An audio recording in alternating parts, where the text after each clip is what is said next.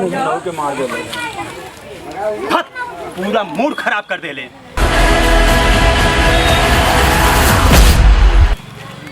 हम तो भैया के नजर में गिर गए, लागा तो हुआ ससुआ के कुछ ना कुछ कर ही के पड़ी।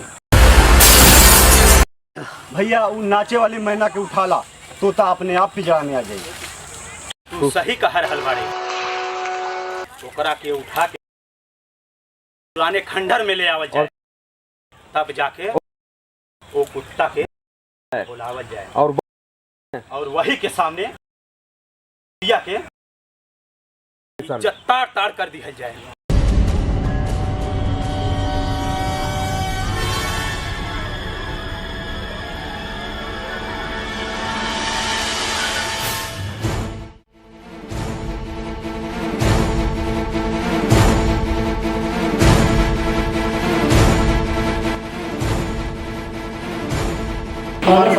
रुपया का हाल कैसे हुआ? देखिए जैव काल खत्म हो चुका है जी और घबराने की कोई बात नहीं। जी 2 घंटे में डिस्चार्ज आप आपने शुक्रिया डॉक्टर साहब। अरे ये तो हमारे पास था।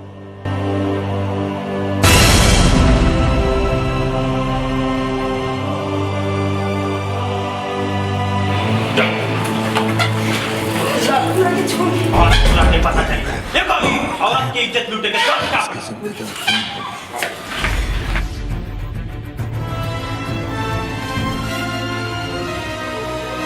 बाबूजी बाबूजी बाबूजी कहाँ पे? बाबूजी कहाँ पे? बता कहाँ?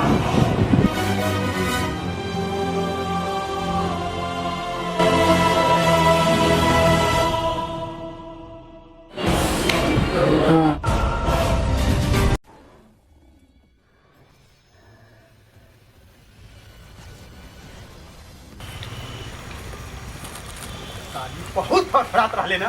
देखी तो तोरा के बचावे आई कि ना आई।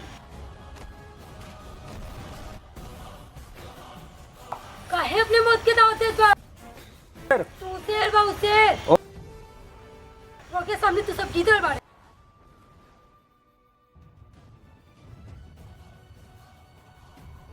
ये गीदड़ बा और ये शेर बा। ये बात पता चली।